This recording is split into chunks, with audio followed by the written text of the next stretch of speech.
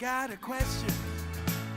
Ask Tom on HomeShow Radio. This is HomeShow Radio live on Facebook and YouTube. Your questions, Tom's answers. Now here's Tom Tynan and Charlie Mosier.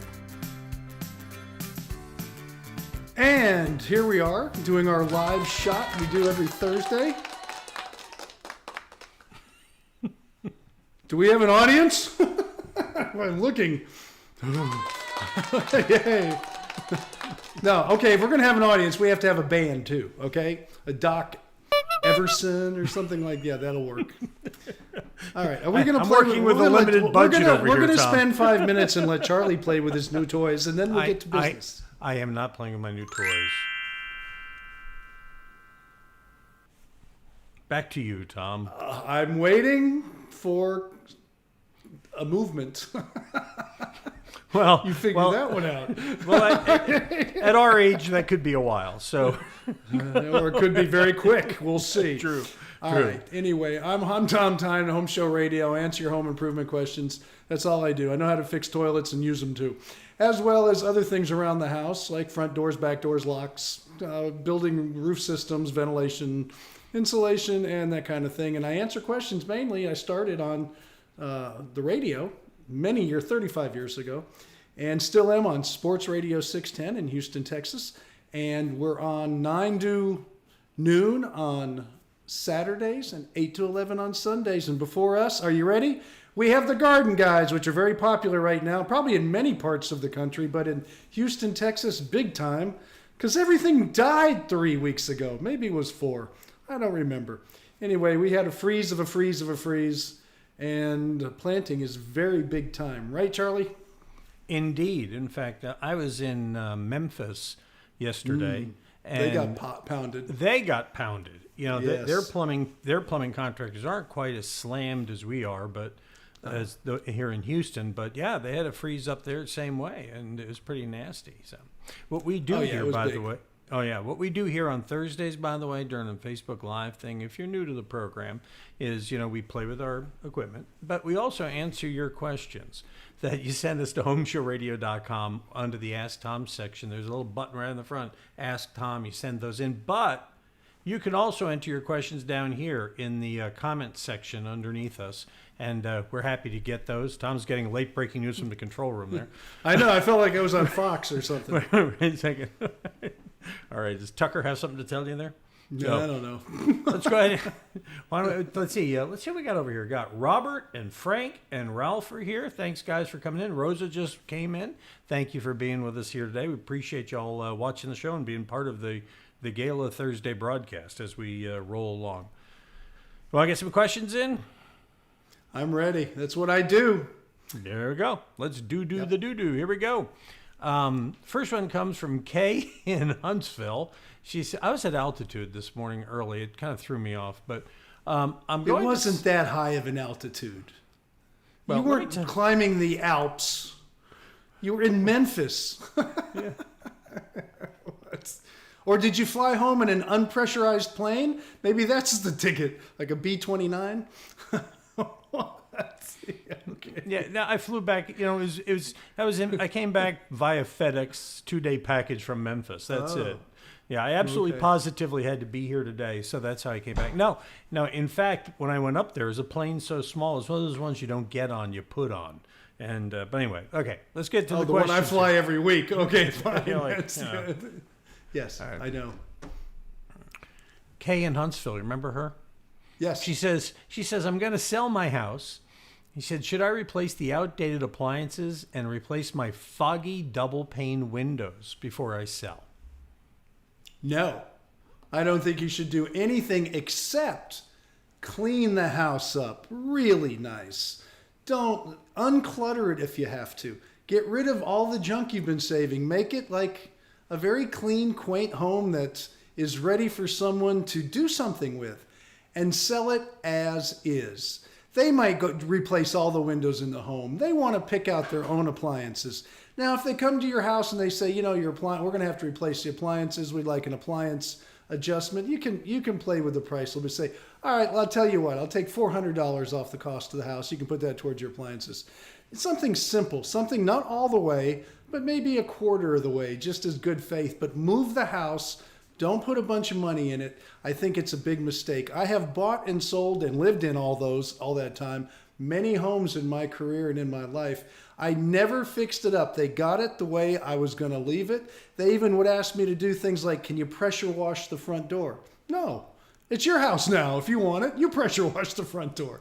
I don't do any repairs that comes off their inspection report. Now, they need an inspection report just like you would if you bought a new home. But you know what? It's for them to fix it. If there's a little negotiation where you take a few $100s, maybe on a $200,000 home, you take $1,500 off and move the house, let them deal with it. Don't deal with it because it's not a headache you need to deal with, but make sure you clean it up and make the house look presentable like it's been taken care of over the years. You're not going to bring it up to code. You're not going to put new appliances in. That's not going to help you on the sale of the home. In fact, it's going to hurt your pocketbook and your return on the property. So there. Yeah, I strongly believe that. And No, it's I worked believe for me I'm every with house. you. You know, you sell a house, you clean it up, and make an allowance. My first house I sold, we didn't know we were going to sell it. It was a quick move came up on us, and we had put brand new carpeting in the home. Mm-hmm. Lord knows I didn't pick the color. It was an other wife of mine from many years ago. And she picked a very dark green. Oh, I thought maybe it was an avocado kind of shade. No, but it was close. It was a green. Green is the most hated color. If you take a poll of all people, green is the most hated color. And I always suspected it's because when you go outside, the grass, the trees, the plants, everything is green except after a freeze. And people get tired of it. They don't want it in their home. They want other colors. That's just my own theory. But as far as it goes, I drove by that house maybe a week later after they moved in. All that brand new, and it was beautiful, expensive carpet, don't get me wrong, was rolled up in the front yard going to the dump. All that green carpet. They didn't like green. When people buy a home, they're going to make it their own. They're not going to love what you have. They're going to love the possibility they can get with the new home that they're buying for them. Fair enough. I'm with you. I mean, it's like, I can't imagine why somebody would buy a house and say, no, we can't change a thing. I mean, that's what you do when you rent, right? Yeah, and I've had realtors say, if you would just put in new countertops, if you would just paint the whole house, if you would put in a new jacuzzi out back. Yeah, if I did that, I'd stay. Why would I move?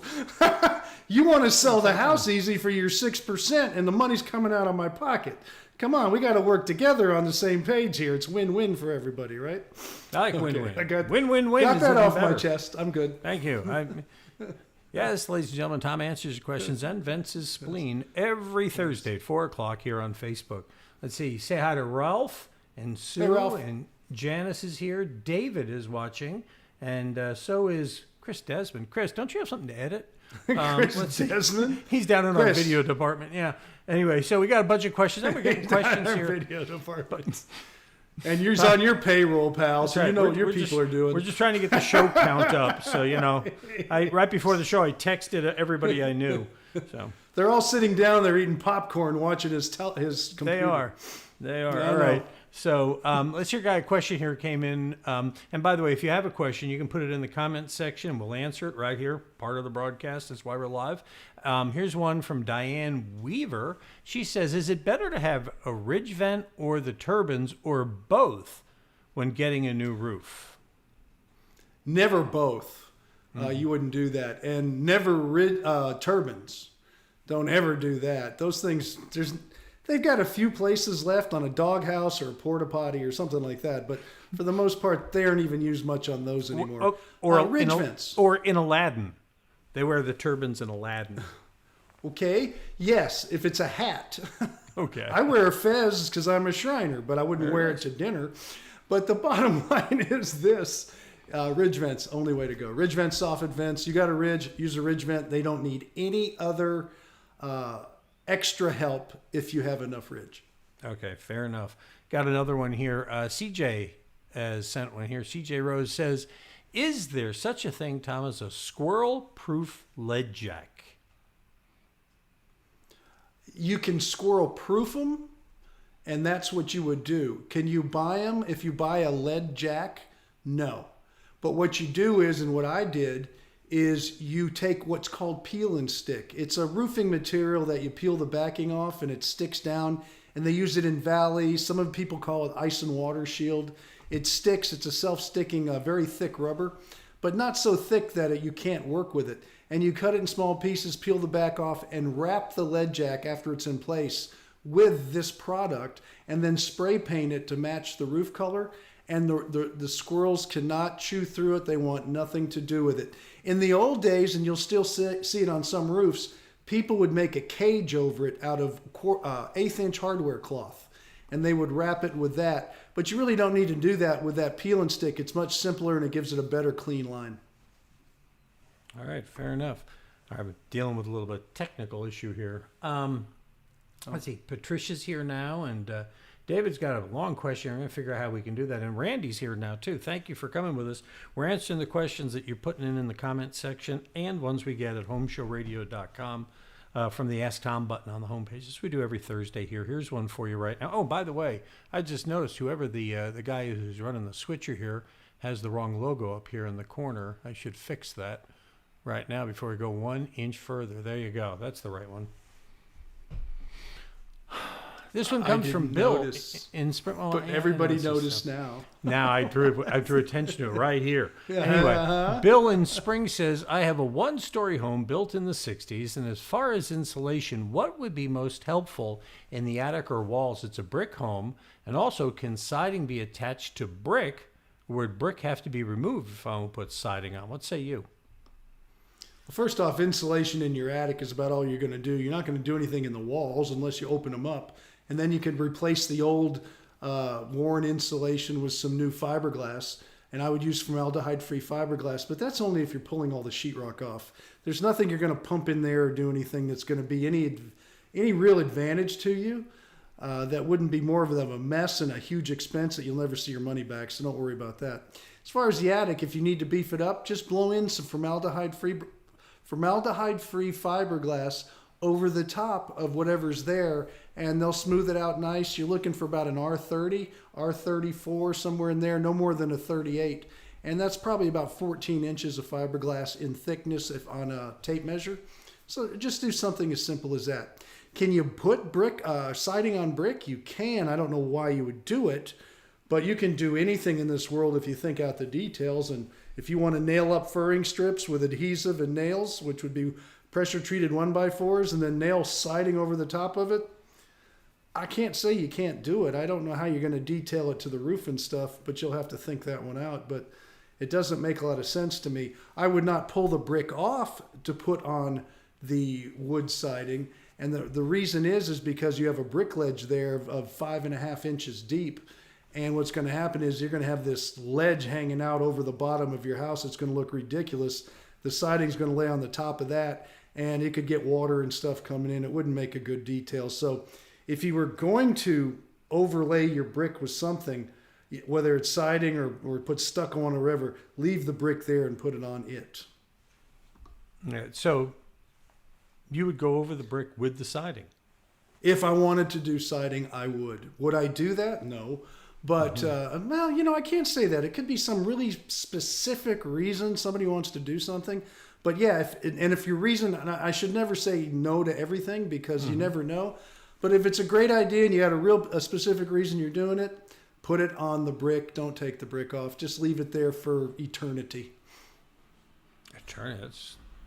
It's a long time. It's a long time. Randy is here. So is JD and Shane and Annelle and Janice. Janice, I already called you out, but it's nice to see you. Maybe it's another Janice. It could be. Could there be more than one? Yes. There's 2 Janices in the world. All right. So David has had a bunch of questions here. He had a bad refrigerator experience. David, I'm going to skip over that because we're just for time and all. But he has this. He says, yes. I wonder, he says, how many old avocado green refrigerators are still in garages with no electronic parts? He says he had one in his lake house that didn't survive a renovation 20 years ago. But I'm just wondering. I mean, those simple ones. It's a question I cannot answer. But I grew up with an avocado refrigerator. The freezer was on the bottom and the refrigerator was on top. I remember that specifically. And it was in Fort Worth, Texas, actually. And the whole kitchen, cooktop and everything, oven, built in, double oven. I remember making little pizzas when frozen pizzas just got invented. It was the 60s. But as far as that goes, Tom goes back, knows? boys and girls. Yeah. Yes, I was born in the 50s. Okay. But as far as that goes, who knows how many? And can they still run? It's not a complicated piece of equipment, and it might not even be in someone's garage. I bet you there's still a kitchen or two out there that still has it in there. And just to give you an example, I have, and someday I'll take a picture of it, Charlie, and you can put it online. I have the original ice box from my family from over 100 years ago in my living room that I refinished.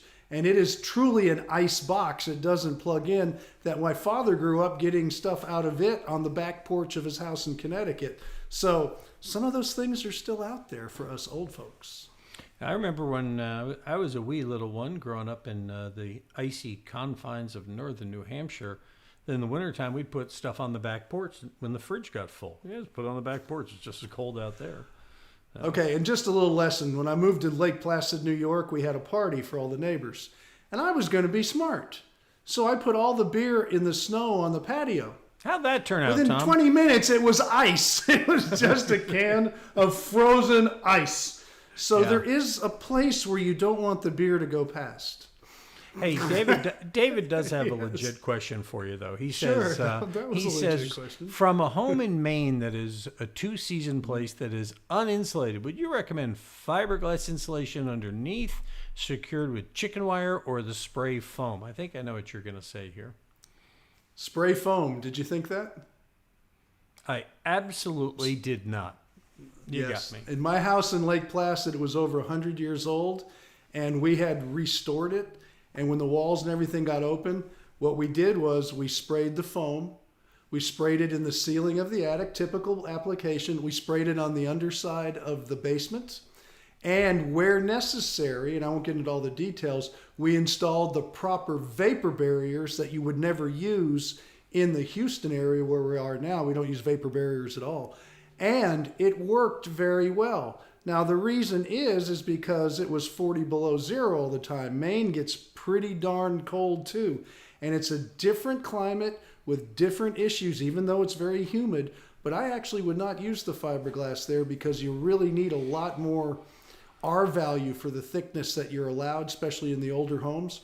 And so the foam does work well, and you don't have a lot of vapor transfer through there. In fact, in the wintertime when you're heating that home, you can get humidity levels inside a house down in the teens where people get dry sinuses and issues like that. Charlie, I don't know if you ever experienced that when you lived up in New Hampshire, but in Lake Placid, I would get nosebleeds and things. It was terrible. We had to crack windows just to get some of the humidity in the house and use a humidifier as opposed to a dehumidifier to get that humidity up. And if it got up to about 25%, it would just start to rain on the glass on the windows. So it's a whole different situation up there than it ever would be down here. So believe it or not, foam works. Well, there are places where it makes sense. Now, Charlie, people are going to cut that up and just use my sound bites. I They're going know. to say, see, Tom said use foam. Right. But only Do me in a certain areas. Do me a favor, Tom, just for editing purpose, would you say the words in hell? Just go ahead and say that. How about this when they call you and you say, would you like this? And I say, yes. See? And then they say, thank you for saying yes, bye. Right? They use the sound bites. Help me out. Just say the words. I don't want you to say the two words in hell. Just say that. In hell? Perfect. Because now I'll just take that and edit it. There are places where foam makes sense. So anyway. Hell. Actually, in opposite hell. Opposite Where hell. it's cold. Okay. Hey, Opposite by, hell. by the way, you said Lake Placid. That triggered one. David says that, Yes. do you believe in miracles? In 1980, remember that Russian game? It was one of the few. My son, now I Yeah. lived right down the street from that. Yes, I do Right. remember. I was in college at the time. My son, he was only my middle boy, I think 5 years old. He played hockey on that rink. I used to go in there because it was so cold, and I would run around up at the top and do my laps and do my running because I couldn't do it outside. I know that rink in that area very, very well. In fact, the high school was right across the street that my boys went to, and I would have to drive there every day. It was only 2 minutes down the road because from that, the rink, I lived in a house right up at the Lake Placid Club. I owned a cottage up there, and we could see the ski jumps and everything. So I know that town inside and out, every back square inch of it. And yes, I do remember, do you believe in miracles? In Texas, it's Yes. hard. If you live in Texas, it's hard to understand how compact everything is up there that Tom's talking about. Oh, yeah. It's like, And if you have to drive more than 3 minutes, it's, that's on the other side of town. I'm not going there till Right. Thursday. yeah, they're saying that one of the people who were hosting me in Memphis yesterday said that you can get anywhere you want in Memphis in 20 minutes. I said, how long does it take to get out of Memphis? So, now, only because I miss Houston. Memphis is a beautiful place. We love to be in there, and we had a great time and all that. And thanks to Devin and Whitney for putting us up. We had a great time with them. All right. Let's see. Here's I one. did a TV show at Graceland. Edmundo writes to us now. He says, my bathroom is 10 by 8 and has no windows. I get mildew on the ceiling. How can I prevent it? Do I need a bigger exhaust fan?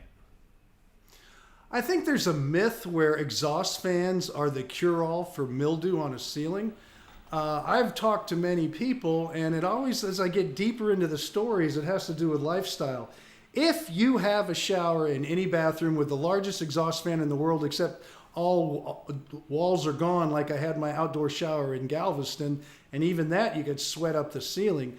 If you take a hot, steamy shower for a long period of time, it's going to get wet. It's going to reach dew point, and you're going to have all that steam get up there, and the exhaust fan's not going to handle it fast enough, and so you're going to get mildew. So it has to be maintained and cleaned, or the showers have to be kept to a reasonable amount of time.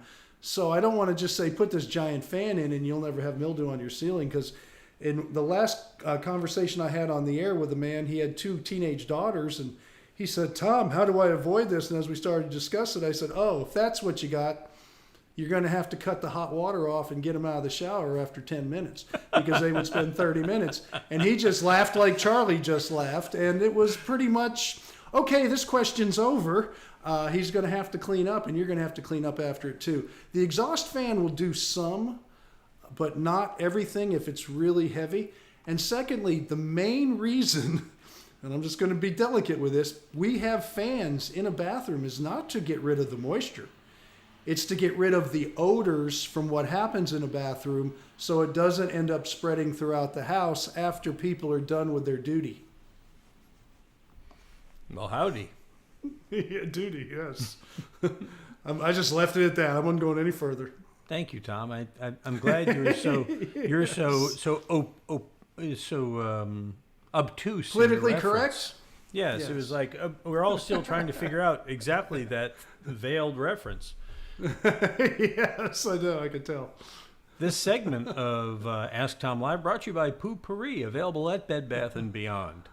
And Broan exhaust fans, the smell will be gone with one flip of the switch. What is it, Broan?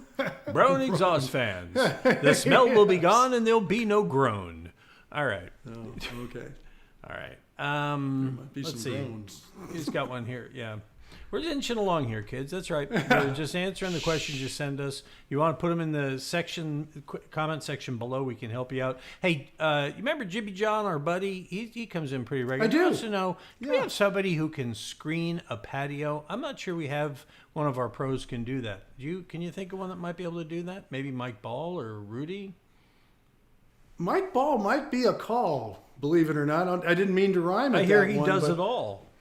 Well, that's true. In fact, he was at my house the other day, and we were going through. He does a lot of things that I can't keep up with, so that would not be a bad call to make and ask Mike. Mike's a great guy, and Charlie, that's actually very intuitive of you. I like that. So yes, try that. That would be the only person I would know of any of us to call. I would not call Rudy. There are people out there that do screen rooms, but you've got to be careful, number one, and number two, they're not real popular. So you have to find someone in the screening business that'll do it, because it's a very specialized operation. But there are people that do a lot of that type of work. I just don't have a name. But Mike might have, if he doesn't do it, he's probably had the request in his business, and he might have a reference he can give you. So you want to say hi to Janice and Janine and Diane. You keep mentioning and Tim. Janice. Do we have a whole bunch of them? There's more than one. You were correct, Tom. Apparently, there is no cap on the use of the name Janice. It's I have a sister-in-law in Hawaii named Janice. So we can talk to our legislators about this. Perhaps we should cap that. I know that they've capped the use of the name Karen. So, yeah, that's not a good name now, I guess. Right. No, I guess not. All right. Question for us from Dan. He says, my gas hot water heater is slowly dripping water outside from the hot copper line at the top of the hot water heater. This has never happened before. I did turn off the water heater during the freeze, and the water heater is set at medium hot. No abnormal smells or temperature variations. What is this a sign of? And do you have a suggested repair for him, Tom? Yeah, I think he probably has to. If it's a copper line, it's probably sweated on. And who knows, maybe the cold weather loosened the pipe a little bit. It contracted and expanded a little bit and just made a little hole so it's leaking at a connection. And being copper, it's so soft, it can happen. So I'm not going to tell him what to do because I can't see it. But a plumber can probably just re-sweat the whole connection back to normal. If the water heater's working fine and the drip is really from the pipe and not the heater itself, then I'm sure it's just redoing the connection so it's nice and tight and leak-free again. If he was telling me it's leaking at the bottom of the water heater or somewhere like that, then it's time for a new water heater. If it's at a pipe connection on the top, I would just have that connection redone. It's easy enough. Yeah. Some of them are hard, and I like that you're swinging them all here, buddy. By the way, yeah, well, the hard one was that turquoise refrigerator. How many are left in the world? No, I don't think. Avocado. Turquoise. Was it avocado? Yes, yeah. Sorry, avocado. That's a tough question. How many are left in garages? That's pressure, man. That's pressure. 8. I don't know. Okay. You know, Tom, it would be swinging this Saturday at the Berry Center. And Sunday, too, for that matter. That's but true. Live on the show, and then I'm hanging out till 2:30.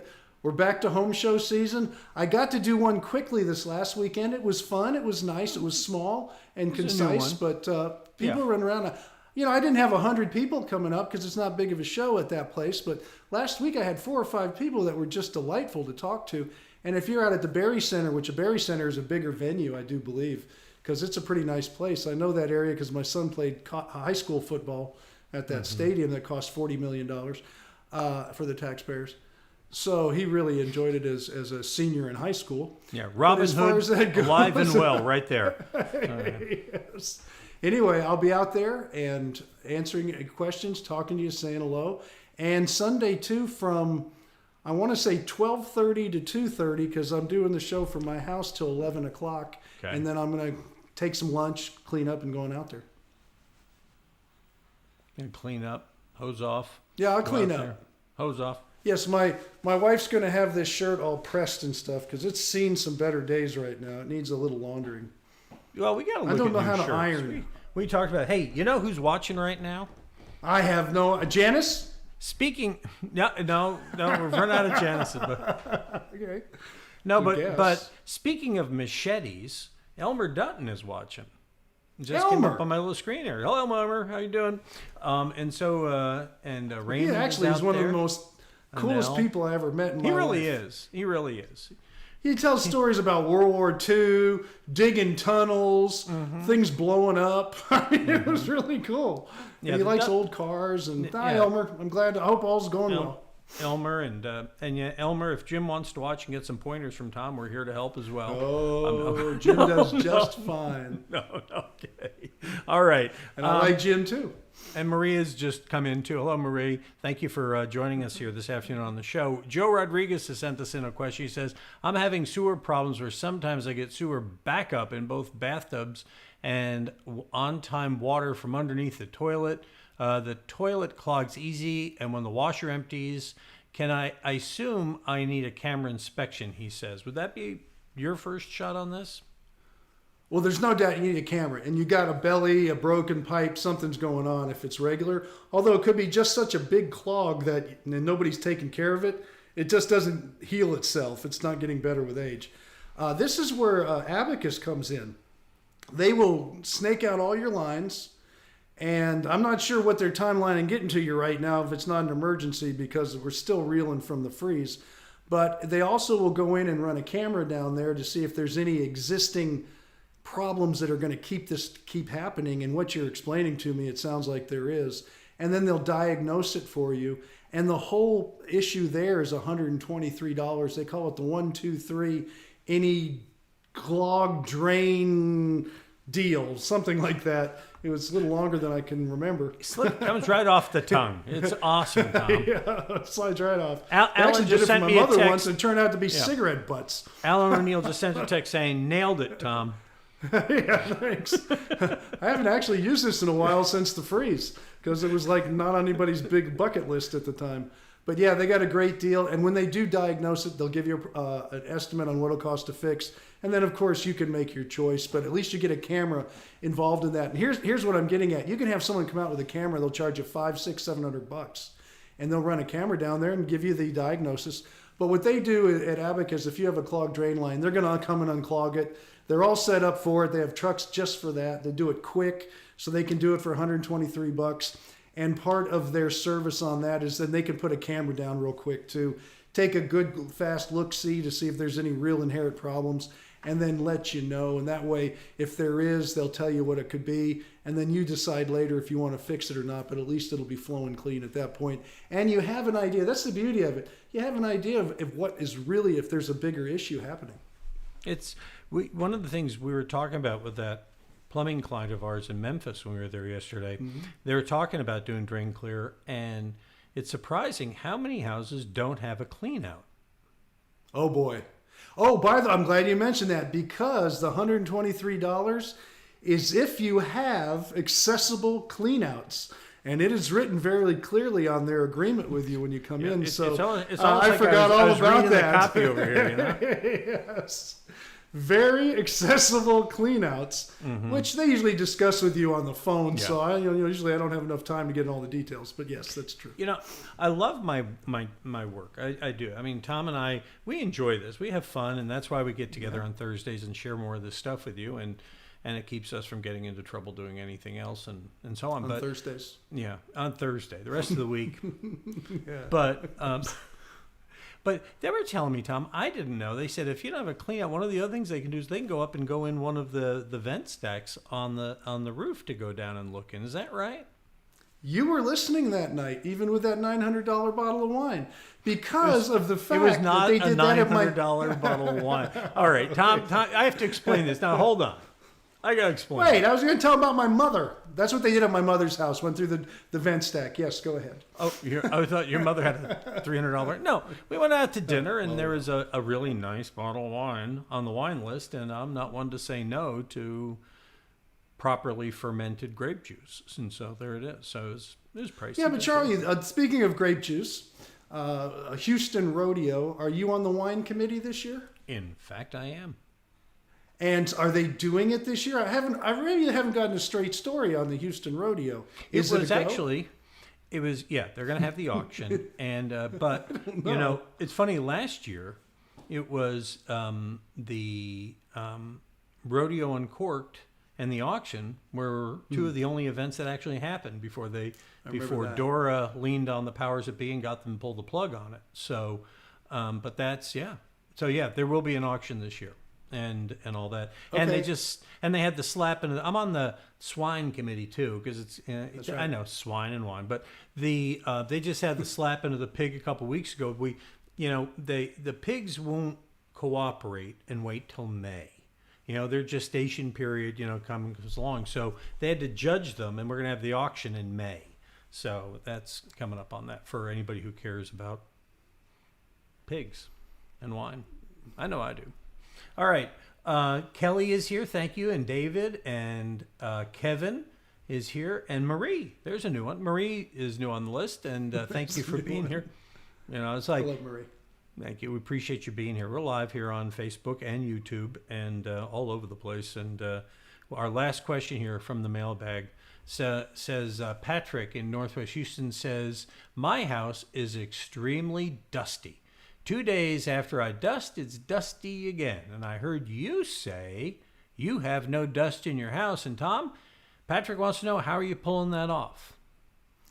Well, first off, it's not that I don't have any dust. Dust happens. Until you right now, with all the yellow pollen, there's dust everywhere. I don't know about the rest of you, but I live up on the northwest side of Houston. I got those pine trees and those giant oaks, and they're just pollinating away like crazy. So it's rather disgusting, to be honest with you.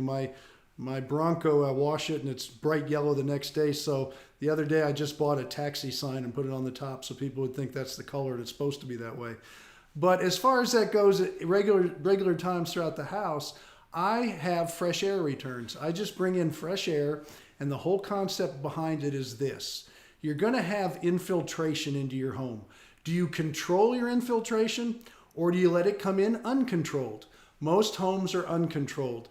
When your air conditioning system turns on, or your heater for that matter, it pressurizes your house, and the ductwork is pressurized, and it starts blowing air through the ducts. We all know how that works. But all ducts have little leaks in different places. Not a lot. A good closed system might leak 10% of the air out through the ducts when it's all pressurized and running. And that means that 10% has to be replaced. And so the house is like a lung, and it just wants to suck in that other 10% because it's choking. And so it needs to have that air replacement. So if you don't have it coming in on a controlled situation, it's coming in through your fireplace, your exhaust vent on your cooktop, your dryer vent, which will bring in a lot of dust. It'll suck in air through that hose because it's attached to the outside. And then you have doors, windows, electrical outlets, all these different areas, even the hatch from your attic where it's not sealed tight like a jar, so it's going to bring in dust.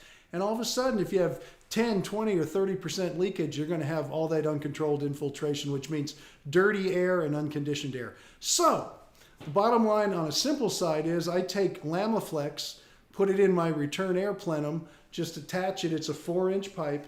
Take it up to the underside of the ridge vent, put a little nail on the rafter, and they both hang there because I have 2 systems, one for each. And any air that leaks out is automatically replaced by its easiest place it can pull, and it pulls from those 2 ducts. And so it goes in the return air plenum. It goes through the filter because I have a media filter, so now I've filtered it. Now it goes through the heater or the air conditioner, so now I've conditioned it. So that air that's infiltration comes into my home, my conditioned space, filtered and conditioned. And that's how it's happened, and it's super simple to do, but that's just the mechanics of how an air conditioning and heating system works when you have a central force-blown system, not like radiators or something like that you'd have up north, but actual air blown through the house. I remember radiators like clunk. You're smiling when I said radiators. I saw you start to smile. They start ticking and they clunking and all that. Oh, yeah. And you have the steam release. Okay, there's a song about that, I think, steam heat or something. That's right. In fact, you were saying, golly, what were you just saying? Air returns. Air returns, Fresh yeah. air returns. You know, it's amazing when you go around the country, you see the different needs, like, you know, where they put humidifiers in. I mean, even up in Dallas, there are parts of Dallas where they put humidifiers in. And, you know, and this whole return air thing, it's one of the reasons. I wonder, Tom, is that why that sometimes that this time of year people will get that kind of that wet socks, stinky socks, dirty laundry smell or whatever it is, and the stuff that's building up on there from the moisture because it's not getting enough air in there when they kick on the air conditioner? It's not that it's enough air. That's a little different. That's because when your air conditioner comes on, it's not washing it because it's running too warm, and high efficient systems tend to run too warm. So that's more of an SEER rated high SEER system that is in a humid climate. So no, I would say that's a little different. But just to get a little bit on the political side, they're talking about schools and all this tax money putting in new ventilation systems and whatnot in the schools. I know a lot of you know that, and you're trying to get your kids back to school. Well, what happened back about 40 years ago, all the school systems had fresh air coming in, and to save energy costs, they closed all the dampers to all those fresh air returns in all the public school system because they were run by the state or the feds. So now they have a closed system, and they're saying, well, we have to redo all our schools to make our ventilation system. By the way, the same thing they did on airplanes too. We have to spend all this tax money to redo it, when the reality is, and this is true, all they have to do is go in there and open those dampers, adjust the flow. The dampers are already there. They've just been closed because it was another Congress that made them close it many years ago. I think it was around 1990 when that happened. But now they want to redo all these systems, or at least have money, our tax money, given out for no reason. All they have to do is rebalance the system, and the systems are fine. They did the same thing on airplanes too, where they closed all the fresh air intake. Now they've opened them up, and that's why airplanes are rather safe compared to a lot of other situations, because there's a huge amount of fresh air, and very clean air, I might add, at 20,000 feet coming in and mixing in with everything else. And so people are getting way over the top with this stuff when we've had it there before. But in the original New Green Deal for fun, way back when they were trying to save energy costs, they went and closed all these things up, which was a big mistake. Yeah. For health. Yes. Yeah. Kerry has a question about his lawn. He's saying he fertilized it on March 6th, and it's looking puny. He wants to know if it's too soon to fertilize. Now, we're not the garden pros, but we know. No, but I can tell you this. It's not growing right now. Right. Okay, I mean, I've had enough lawns in my life, and I talked to Danny about it. And he's already given me exactly what I need to do for my lawn, and I liked it because I didn't know they had a brown patch microlife, which is new to me, so that's like the perfect answer to some of the problems I've had. But right now, you're not going to see growth. What you're doing is you're fertilizing for root strength. And so if you fertilized it, whatever you fertilized it with, it's going to help. But don't expect it to pop up like it's August and it's beautiful big green blades of grass. We just went through a freeze. It's going to take another month to two before this stuff becomes real grass again. It took a beating, but luckily I've noticed most of the grass is coming back. I don't see a lot of dead grass, and I was concerned because I lost my fruit trees. I lost a lot of stuff that'll have to be replaced. And I was thinking, if I have to replace my yard, I was looking at maybe $7,000 of resodding because I have a 1/3 acre. And I'm thinking, oh God, grass, please come back. My grass is coming back fine. Not to mention the putting green out back that Tom's big on. No, I never put it in, but I thought about it at one time. Okay. All right. Hey, Ralph, thank you for coming in. We're coming in late. You're on the late train because we're about to wrap up here. Robert and Brenda and Bobby and David had one more question for you. He had asked a question earlier, and his question is, I have, since we're doing the nature thing, Chinese tallow trees, and will they mess up the foundation of my home or garage? They look nice in the fall, but they grow fast, and he describes them as invasive. What do you say? Most of the guys that I've talked to, I don't have any tallow trees. I know what they are. They call them trash trees. They have a lot of surface anchor roots that go, well, that's the invasive part. They go all over the place, and there's no way to grow grass around it. There's no way to put beds underneath there so they look pretty. It just kind of becomes this big mound of surface roots. They will not hurt a foundation because they are surface roots. And a foundation has a grade beam. You always have to worry about water, and that goes with any kind of planting or tree you ever have. If the ground is watered and the tree is healthy and getting water, and there's the ground is staying consistent, your foundation isn't going to be an issue. But as far as the roots go and pulling up and pushing up a house foundation, a tallow tree won't do that. It'll go up and hit it and spin around and around and get these big knotted roots all over the place, and you're going to hate the dang thing. From what I can tell, everybody I know that's had one eventually took it out, and the older it gets and the longer you let it sit there, the more of that stump grinding thing you have to do to where you have like a sinkhole in your yard for 5 years because there's so many residual anchor roots that come out of that thing. Yeah. Now, I'm going to go out on a limb here. I got a question here that Joe Rodriguez came in here, and he was asking about that drain thing earlier. He wanted to know if that 1, 2, 3 Abacus thing includes the camera. I believe it does. Yes. Oh, it does? Yes. Okay. Well, if it doesn't, then I've been saying a lot of wrong things for a lot of years. Then Tom will come over there. He's got a brownie. Yes. He'll come over. All I can say is they did it for my mother. I'm sitting at the table. He came in. He said, okay. I said, what do we owe you? $123. And he ran the camera down, and he realized it was cigarette butts in her case. She finally admitted to flushing cigarette butts down her toilet. So that was a different time. as far as it goes, the reason they do that is they're able to do it, they're set up, they run the camera. And again, like I say, if you have a real major problem, they want to tell you. So it's easy for them to do it. It's $123. You can get some guys come out and unclog a drain for $40. Now they're going to walk away hopefully selling you something else. But $123 will include all that package. And if you do have something down the road, at least you will know it, and they will say, this is what's wrong. If you ever think about fixing it, call us. You want us to fix it, and here's what we'll charge to fix it. And then you can go out and get other prices if you want. I want to Jen Psaki do this, which is circle back. Oh, you want to go around? I want to circle back. On something about that. We talked about the clean out that you have to work. If you don't have one, they'll put one in. And if you don't have one, you ought to have one. And so it's almost a diagnostic. Agree. Yeah. So. Oh, I totally agree. And while they're there and they're going to do this, I don't think you'll find the cost astronomical by any means. All it is a little T with a cap, and they glue it in. If it's just PVC pipe, it's not a big deal. It's just digging the hole and finding the connection. Well, there's that. But okay. But you also mentioned they can go through, and we kind of got sidetracked. They can go through the vents if it's not a big giant house and 3 stories tall or something. They can run down the vents. I had a problem once where they went in the attic because they didn't want to get on the roof. Charles over at Abacus was the guy that was at my house that day. Yes. Yeah. And he said, Tom, can I cut your pipe? I said, yeah. He glue it back together. I don't care. He went up in the attic and cut a piece out of it, snaked out my line, and then glued a little piece of pipe back because it was just the vent stack. Yeah. So there's ways to get to it. To get a good plumber like Charles at Abacus Plumbing, although he doesn't do house calls anymore. I don't even know if he's still there. He might be retired. But he was a great guy. I believe Charles is still there. Is he he's good? Not doing house calls. He was one of the original, wasn't he? The original. He and Alan and there was Jim with him at the beginning. Yeah, Jim. Yeah, and Jim's gone now. I mean, gone. And understand. But I'm trying to remember.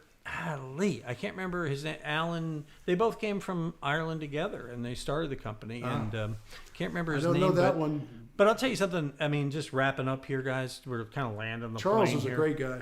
Yeah, this is that kind of moment when you get that sinking feeling. The plane's coming down now. But when I was over there the other day, ding, ding. Abacus, not quite yet. No, we'll be exiting by rows. By the way. Yes. I loved, by the way. A guy who's in line getting on the plane with me on Wednesday. He says, "I love this thing. We're going to exit by rows. Like that's new. How else do you get off the plane?" But anyway, but up at Abacus, if you go up there, and this is a great thing. This is part of what makes it a great organization. Is they have the legends of Abacus as they retire. They're putting their picture up on the wall. I mean, big picture, and it's a really nice culture, and that's why we love working with them, and we're honored that they like working with us and appreciate their part. By the way, all our home show pros, if you're looking for them, people you can trust. Tom's kind of picky. And so he won't talk for just anybody. And so we've got these people. If you go to homeshowradio.com over there and you scroll up, you'll see that the list of them is all right there on the website. And if you click up here where it says Find a Pro, you'll get this list here that goes sort of by category. So you can find the pro. We made it easy for you to help you out. And find the people that you need. I don't know. By the way, right before I came on the air, I saw that Kathleen Waitley signed off today for the last time on Channel 13. The morning traffic woman. She's retired. I saw something that she was leaving. I don't really follow local news anymore. Maybe now, Kathleen, if you're watching, I know that you didn't like getting up in the morning, but you know what? I'm okay if you want to come. It's better than not getting up. I don't know what size you are, but we'll get you one of these for you, and you're welcome to come sit here with Tom and kibitz around and probably draw a bigger audience than I do. But definitely more than I do. I don't know about that, but we'll be back. But you know what? Yes. And to find out if that's possible, we're going to come back next Thursday at 4:00 and do this again. If you want to get questions to Tom, this button right here brings it up. You'll see right over here. Click on that blue Ask Tom button. It'll take you to this page on our website, and you can either send us a question or a video or what have you. And we're happy to get your questions, and we answer them here on our little program. We do it on Sunday mornings on early edition for like first half hour or so of the Sunday morning show. And then Tom he insists on doing a new video every day. So we post a new one every day. At HomeShowRadio.com. That's right, kids. Tom just loves doing them. And so we post them every day at HomeShowRadio.com. So you want to go there. And if you go to our YouTube channel, we just finished uploading, Tom, every question you've ever asked in a video on there. And so if you want to go back, if you go back, it's kind of an archaeological experience for you. If you scroll down through there, because you'll see my hair changing color and lengths. You'll see Tom and me inflating and deflating. And yes. Boo. So it's all preserved there for eternity, or until Sergey at Google decides we're a threat and he takes us off. So, anyways. Well, I will also say I will not be inflating anymore. I bought all new 36-inch waist pants. Good for and you. I'm not going back. Good for you. Yeah, Tom and I have both been working on that. Tom said to me one day, we're both in our 60s. It's time. This is our last chance to drop it. And so no more do-overs. We can't get fat and thin. It's either this is how we're going to end it. My dad taught me that. He went through that too, and he stuck with it. He lost his weight, went back to his high school weight, and when he died, he was at his high school weight. I know. And that was 30 years later at 92. He just died last summer, but he had a good life and he was smart. He inspired me on this one. This is what draws you people to the show, and we want to make sure you get a heaping helping of it here at the end. But I will tell you, when I got on the plane, Tom, never was I so glad to have done what I did in doing this stuff. Tom I don't know what you're doing. I'm doing intermittent fasting. No, I went vegetarian. Yeah, I can now. You see, that's okay. These are incisors. These are incisors. They meant for chewing meat. So I don't want to. Well, I choose Dave's bread too. I choose lots of stuff. Mm-hmm. I did. I went vegetarian. I'm not going back. Hey, but for other reasons too. Saturday, Tom's out at Sci-Fair at the Berry Center for what is it called? The Outdoor Living and Garden Home and Improvement. Tony keeps getting them bigger. Love Tony, right. But Tony, shorten the names and keep them the same. Yeah, keep it simple. We're old and we want to remember what we're talking about. Outdoor, indoor, living, non-living show, whatever. They're great shows. It's just the names. Yeah, the name is too long when we get to the end of it and we can't remember how it started. So. And the last one was Humble. Instead of Montgomery County, as opposed to the Sci-Fair. Oh, we're going to Montgomery County. Then we had the Stafford, huh? Mm-hmm. We're going in May. We're going to Montgomery County in May. I know. There's so many different. That's part of the name. At Sci-Fair. I don't know. You want to go to Sci-Fair this weekend, Saturday. Yes. Tom will be broadcasting his show there. And kids, if you've never seen a live broadcast, this is your chance to see radio happening live at the Berry Center. Anyway, so that's it for today. Thank you so much. Tom will see you Saturday, hopefully, at the Berry Center. And we'll see you here next week with Ask Tom Live. Got a question? Ask Tom on Home Show Radio. Home Show Radio. Free advice from a pro who knows. Home Show Radio. Home Show